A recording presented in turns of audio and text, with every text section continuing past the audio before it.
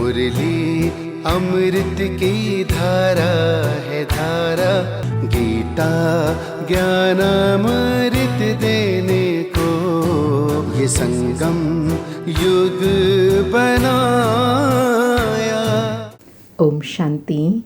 आज 21 फरवरी 2025 के प्यारे बाप दादा के अनमोल मधुर महावाक्य। आज की मुरली के सार में सुप्रीम टीचर बाबा ने पास विद ऑनर बनने का पुरुषार्थ बताया कि अपना बुद्धि योग और कहीं भी ना भटके, एक बाप के सिवाय और कोई भी याद न आए, यह देह भी याद न आए, ना देह न देहधारी भी याद आए, अपनी देह को भी भूलना है। और बाबा कहते हैं अच्छा पुरुषार्थ करने वालों को फॉलो करो, जैसे ब्रह्मा बाबा और अनन्य आत्माएं हैं उनको फॉलो करो तो पास विद ऑनर हो जाएंगे। और साथ में अटेंशन दिलाया कि इस पुरुषार्थ में बड़ी मेहनत है। माया अच्छे अच्छे बच्चों को भी नाम रूप में लटका देती है। देह और देहधारियों को याद करना यह तो भूतों की याद हो गई।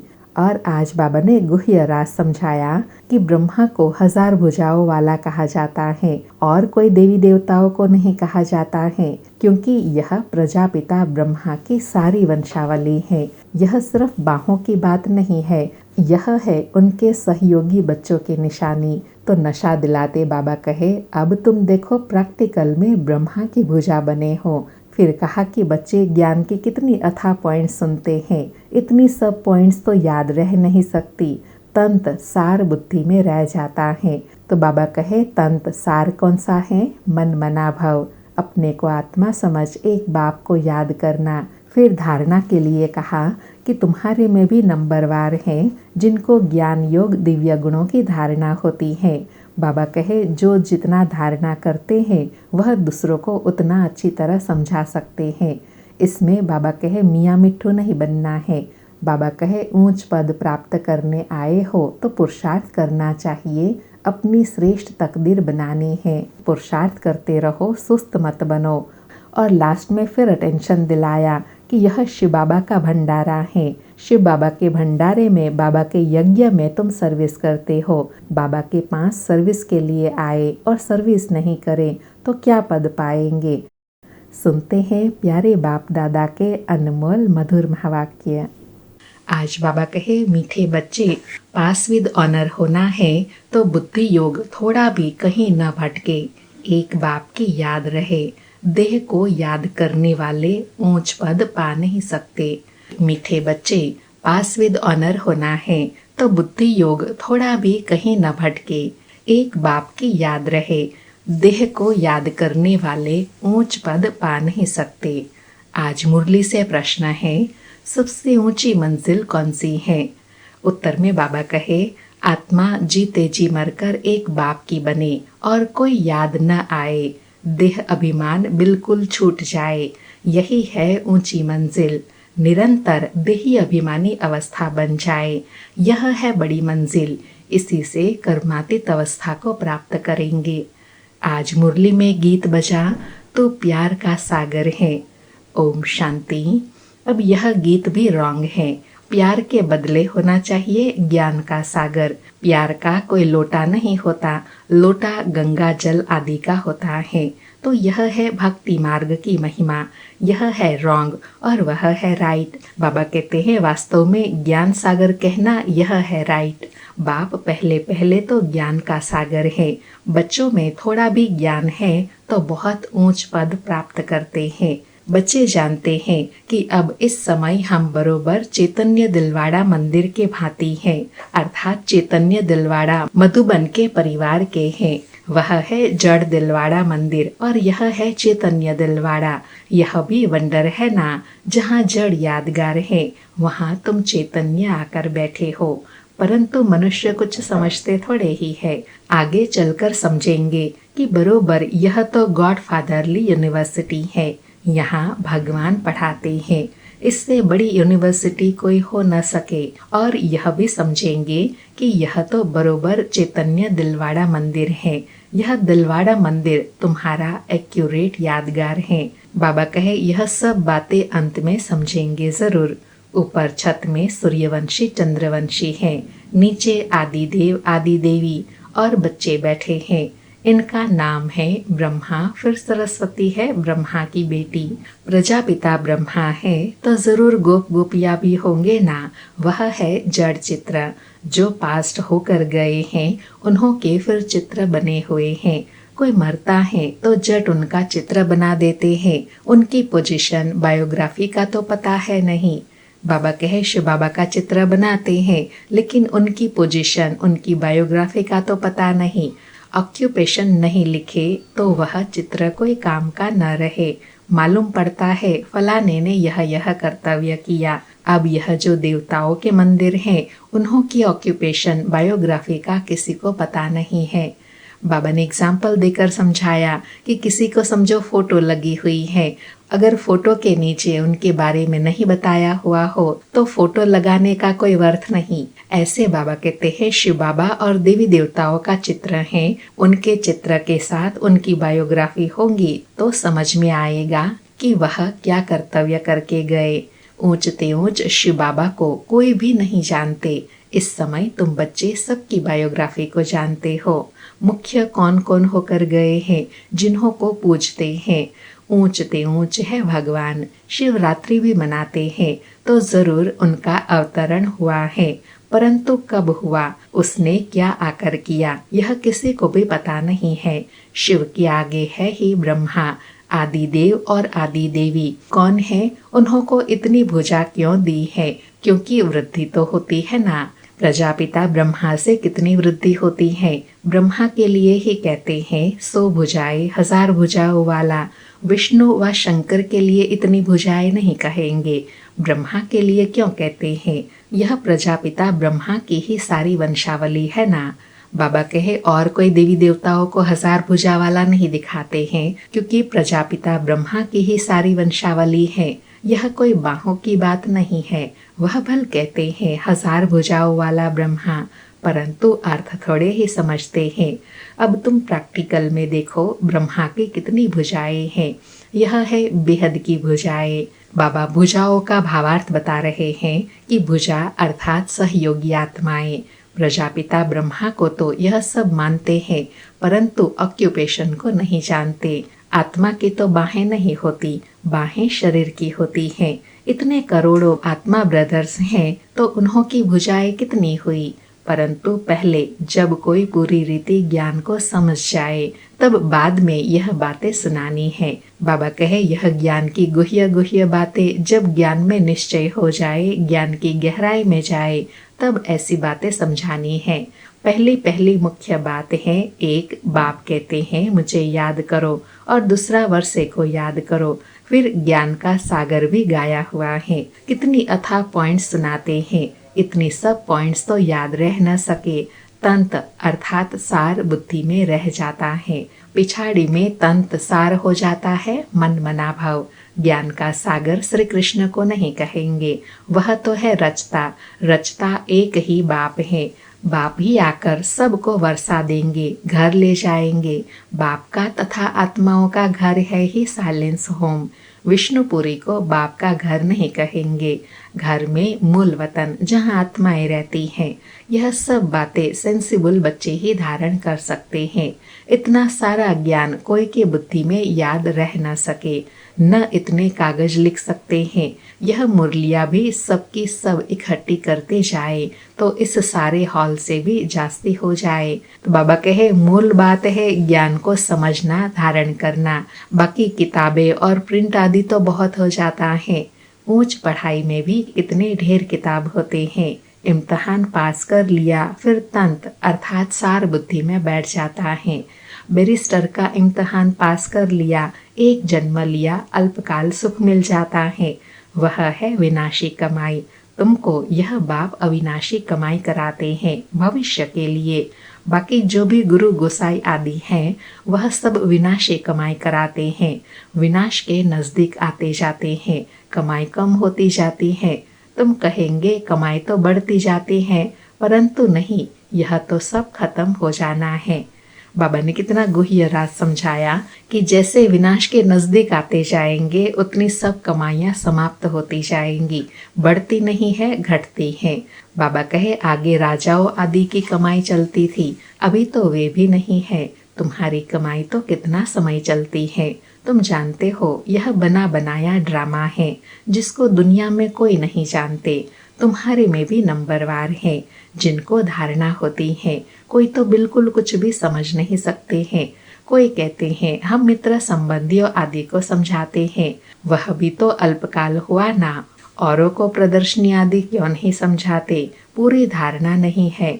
अर्थात बाबा कहे मित्र संबंधियों की तो सेवा करनी है, लेकिन बाकी विश्व की सब आत्माओं की भी सेवा करनी है, और वो तब होगा जब धारणा होंगी। बाबा कहे अपने को मियाँ मिठू तो नहीं समझना है ना, सर्विस का शौक है तो जो अच्छी रीति समझाते हैं उनका सुनना चाहिए। बाप ऊंच पद प्राप्त कराने आए हैं तो पुरुषार्थ करना चाहिए ना, परंतु तकदीर में नहीं है तो श्रीमत भी नहीं मानते, फिर पद भी भ्रष्ट हो जाता है। ड्रामा प्लान अनुसार राजधानी स्थापन हो रही है, उसमें तो सब प्रकार के चाहिए ना। बाबा कहे राजधानी स्थापन हो रही है, उसमें तो सब वैरायटी आत्माएं चाहिए ना, कोई राजा, कोई प्रजा, कोई दास दासी, कोई साहूकार। बच्चे समझ सकते हैं कोई अच्छी प्रजा बनने वाले हैं, कोई कम।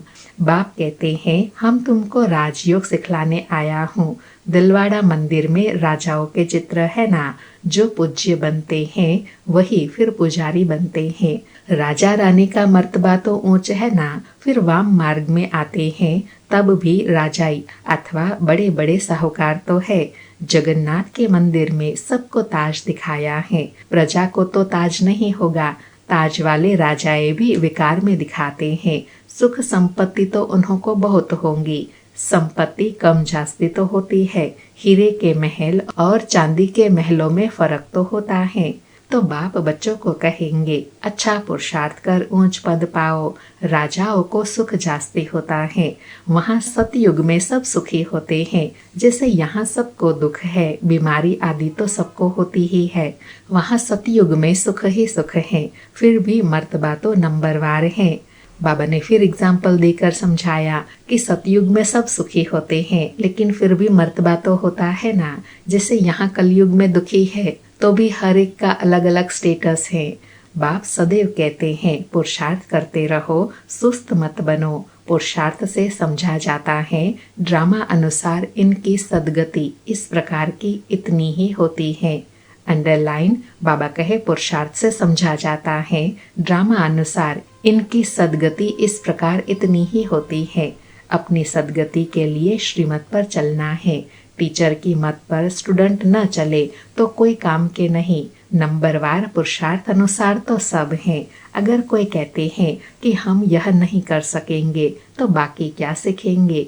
सीख कर होशियार होना चाहिए। जो कोई भी कहे यह तो समझाते तो बहुत अच्छा है, परंतु आत्मा जीते जी मरकर एक बाप की बने और कोई याद न आए, देह अभिमान टूट जाए, यह है ऊंची मंजिल। अर्थात बाबा कहे ज्ञान में तो कहीं बहुत अच्छे हैं, लेकिन जीते जी मरना अर्थात देह और देह के संबंधी कोई भी याद न आए, यह अवस्था बने, यह बड़ी ऊंची मंजिल है। बाबा कहे सब कुछ भूलना है, पूरी देही अभिमानी अवस्था बन जाए, यह बड़ी ऊंची मंजिल है। वहाँ परम धाम में आत्मा है ही अशरीरी, फिर यहाँ आकर देह धारण करती है। अब फिर यहाँ से इस देह में होते हुए अपने को अशरीरी समझना है। यह मेहनत बड़ी भारी है। बाबा कहे तुम परम धाम से आए हो, अब वापस परम धाम जाना है, तो परम धाम में जिस अवस्था में हम रहते हैं वह अवस्था अभी हमें यहाँ बनानी है।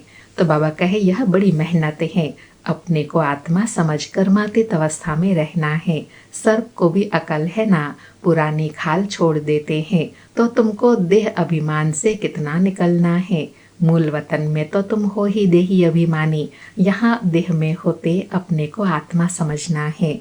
देह अभिमान टूट जाना चाहिए। कितना भारी इम्तिहान है, भगवान को खुद आकर पढ़ाना पड़ता है।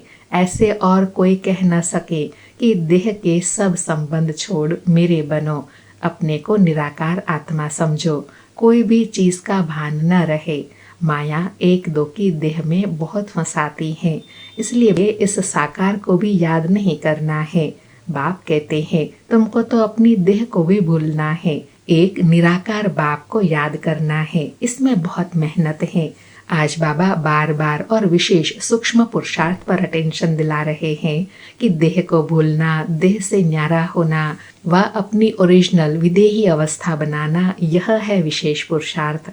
माया अच्छे अच्छे बच्चों को भी नाम रूप में लटका देती है। यह आदत बड़ी खराब है। शरीर को याद करना, यह तो भूतों की याद हो गई। हम कहते हैं एक शिव बाबा को याद करो, तुम फिर 5 भूतों को याद करते रहते हो। देह से बिल्कुल लगाव नहीं होना चाहिए। ब्राह्मणी से भी सीखना है, न कि उनके नाम रूप में लटकना है। देही अभिमानी बनने में ही मेहनत है। बाबा के पास चार्ट भल बहुत बच्चे भेज देते हैं, परंतु बाबा उस पर विश्वास नहीं करता। कोई तो कहते हैं हम शिव बाबा के सिवाय और किसी को याद नहीं करते हैं, परंतु बाबा जानते हैं पाए भी याद नहीं करते हैं। याद की तो बड़ी मेहनत है, कहाँ न कहाँ फंस पड़ते हैं। देहधारी को याद करना, यह तो भूतों की याद है। इनको भूत पूजा कहा जाता है। भूत को याद करते हैं। यहाँ तो तुमको एक शिव बाबा को याद करना है, पूजा की तो बात ही नहीं। बाबा कहे यहाँ तो बाप समान बनना है, उनको याद करना है, पूजा की तो बात ही नहीं। भक्ति का नाम निशान गुम हो जाता है। फिर चित्रों को याद करना है, वह भी मिट्टी के बने हुए हैं। बाप कहते हैं यह भी सब ड्रामा में नोंद है। अब फिर तुमको पुजारी से पूज्य बनाता हूँ। कोई भी शरीर को याद नहीं करना है सिवाय एक बाप के। अंडरलाइन बाबा कहे सूक्ष्म पुरुषार्थ पर अटेंशन देने के लिए क्या करना है? कोई भी शरीर को याद नहीं करना है सिवाय एक शिव बाबा। आत्मा जब पावन बन जाएंगी तो फिर शरीर भी पावन मिलेगा। अभी तो यह शरीर पावन नहीं है। पहले आत्मा जब सतो प्रधान से सतो रजो तमो में आती है तो शरीर भी उस अनुसार मिलता है। अभी तुम्हारी आत्मा पावन बनती जाएंगी, लेकिन शरीर अभी पावन नहीं होगा। यह समझने की बातें हैं। बाबा कहे यह समझने की बातें हैं। आत्मा पुरुषार्थ करती है पावन बनने का, लेकिन शरीर तो यहाँ का ही तमो प्रधान है ना, तो पावन बनने से पावन शरीर मिलेगा आत्मा को सतयुग में। यह समझने की बातें हैं। यह पॉइंट्स भी उनकी बुद्धि में बैठेंगी जो अच्छी रीति समझकर समझाते रहते हैं। सतो प्रधान आत्मा को बनना है। बाप को याद करने की ही बड़ी मेहनत है। कईयों को तो जरा भी याद नहीं रहती है। पास विद ऑनर बनने के लिए बुद्धि योग थोड़ा भी कहीं न भटके, एक बाप की ही याद रहे। परंतु बच्चों का बुद्धि योग भटकता रहता है। जितना बहुतों को आप समान बनाएंगे उतना ही पद पाएंगे। अंडरलाइन बाबा कहे जितना औरों को आप समान बनाएंगे उतना ऊंच पद पाएंगे। देह को याद करने वाले कभी ऊंच पद पा न सके। यहाँ तो पास विद ऑनर होना है। मेहनत बिगर यह पद कैसे मिलेगा? देह को याद करने वाले कोई पुरुषार्थ नहीं कर सकते। बाप कहते हैं पुरुषार्थ करने वाले को फॉलो करो। यह ब्रह्मा बाबा भी पुरुषार्थी है ना, तो बाबा कहे जो अच्छे पुरुषार्थी है उनको फॉलो करो। यह बड़ा विचित्र ज्ञान है। दुनिया में किसी को भी पता नहीं है, किसी की बुद्धि में नहीं बैठेगा कि आत्मा की चेंज कैसे होती है, अर्थात आत्मा तमो प्रधान से सतो प्रधान कैसे बनती है। यह सारी गुप्त मेहनत है। बाबा भी गुप्त है। तुम राजाएं कैसे प्राप्त करते हो? लड़ाई झगड़ा कुछ भी नहीं है, ज्ञान और योग की ही बात है। बाबा कहे तुम राजाई कैसे लेते हो? ज्ञान और योग बल से। हम कोई से लड़ते नहीं है। यह तो आत्मा को पवित्र बनाने के लिए मेहनत करनी है। आत्मा जैसे जैसे पतित बनती जाती है तो शरीर भी पतित लेती है। फिर आत्मा को पावन बनकर जाना है। बहुत मेहनत है। बाबा समझ सकते हैं कौन कौन पुरुषार्थ करते हैं। यह है शिव बाबा का भंडारा। शिव बाबा के भंडारे में तुम सर्विस करते हो।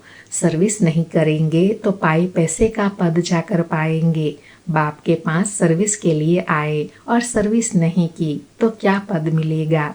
यह राजधानी स्थापन हो रही है। इसमें नौकर चाकर आदि सब बनेंगे ना। अभी तुम रावण पर जीत पाते हो, बाकी और कोई लड़ाई नहीं है। यह समझाया जाता है। कितना गुप्त बात है। आज बाबा गुह्य गुह्य बातें बता रहे हैं, तो बाबा कहे यह सब कितनी गुप्त गुह्य बातें हैं। योग बल से विश्व की बादशाही तुम लेते हो। तुम जानते हो हम अपने शांति धाम के रहने वाले हैं। तुम बच्चों को बेहद का घर ही याद है। यहाँ हम पार्ट बजाने आए हैं, फिर जाते हैं अपने घर। आत्मा कैसे जाती है यह भी कोई समझते नहीं है। ड्रामा प्लान अनुसार आत्माओं को आना ही है। बाबा कहते हैं यह आत्मा का जाना, आत्मा का आना, सतो प्रधान बनना, यह सब ड्रामा में नोंद है। अच्छा, मीठे मीठे सिकिलधे बच्चों प्रति माता पिता बाप दादा का याद प्यार और गुड मॉर्निंग। रूहानी बाप की रूहानी बच्चों को नमस्ते। हम रूहानी बच्चों की रूहानी माता पिता बाप दादा को याद प्यार गुड मॉर्निंग और नमस्ते नमस्ते। सारी मुरली से धारणा के लिए सार है। पहला पॉइंट, किसी भी देहधारी से लगाव नहीं रखना है। शरीर को याद करना भी भूतों को याद करना है, इसलिए किसी के नाम रूप में नहीं लटकना है। अपनी देह को भी भूलना है। दूसरा पॉइंट, भविष्य के लिए अविनाशी कमाई जमा करनी है। सेंसिबल बन ज्ञान के पॉइंट्स को बुद्धि में धारण करना है। जो बाप ने समझाया है वह समझकर दूसरों को समझाना है। आज प्यारे बाबा का वरदान है, कल्प कल्प के विजय की स्मृति के आधार पर माया दुश्मन का आह्वान करने वाले महावीर विजयी भव। कल्प कल्प के विजय की स्मृति के आधार पर माया दुश्मन का आह्वान करने वाले महावीर विजयी भव। स्पष्टीकरण है, महावीर विजयी बच्चे पेपर को देखकर घबराते नहीं, क्योंकि त्रिकालदर्शी होने के कारण जानते हैं कि हम कल्प कल्प के विजयी हैं। महावीर कभी ऐसे नहीं कह सकते कि बाबा हमारे पास माया को न भेजो, कृपा करो, आशीर्वाद करो, शक्ति दो, क्या करो, कोई रास्ता दो। यह भी कमजोरी है। महावीर तो दुश्मन का आह्वान करते हैं कि आओ और हम विजयी बने। बाबा ने स्पष्ट किया कि महावीर विजयी उनको कहेंगे जो माया का आह्वान करते हैं, माया से डरते नहीं हैं। आज का स्लोगन है, समय की सूचना है, समान बनो, संपन्न बनो। समय की सूचना है, समान बनो, संपन्न बनो। आज 21 फरवरी के अव्यक्त इशारे हैं, एकांत प्रिय बनो, एकता और एकाग्रता को अपनाओ। आज बाबा ने अभ्यास दिया, कोई भी सिद्धि के लिए एक तो एकांत, दूसरी एकाग्रता, दोनों की विधि द्वारा सिद्धि को पाते हैं। जैसे आपके यादगार चित्रों द्वारा सिद्धि प्राप्त करने वालों की विशेष 2 बातों की विधि अपनाते हैं, एकांतवासी और एकाग्रता। यही विधि आप भी साकार में अपनाओ। एकाग्रता कम होने के कारण ही दृढ़ निश्चय की कमी होती है। एकांतवासी कम होने के कारण ही साधारण संकल्प बीज को कमजोर बना देता है। इसलिए इस विधि द्वारा सिद्धि स्वरूप बनो। आज बाबा ने सिद्धि स्वरूप बनने की विधि बताई। एक एकांतवासी, दूसरी एकाग्रता को अपनाना है, क्योंकि एकांतवासी बनने से निश्चय में दृढ़ता आती है और एकाग्रता आने से कमजोर संकल्प भी समाप्त हो जाते हैं। अच्छा, ओम शांति। शुक्रिया बाबा, शुक्रिया।